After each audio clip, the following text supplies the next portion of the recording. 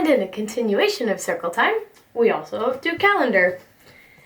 First, we find our season. We are at the tail end of winter here. It's about to turn into spring. And it's March. And Sage's birthday's coming up. And Miss Ginger's birthday coming up.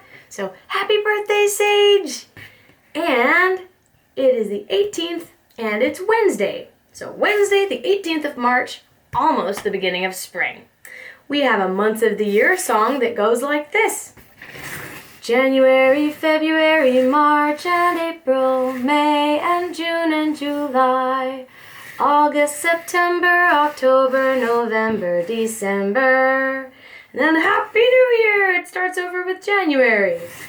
And we have a Days of the Week song that goes Monday, Tuesday, Wednesday, Thursday, Friday, Saturday, and Sunday, the days of the week. So sometimes we sing those. And also down here, we practice our tenses with if today is Wednesday. There, now we can see it. If today is Wednesday, then what will tomorrow be?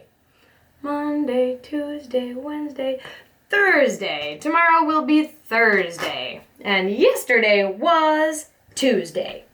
And we have a special event there because on Saturday, March 21st, it will be the first official day of spring.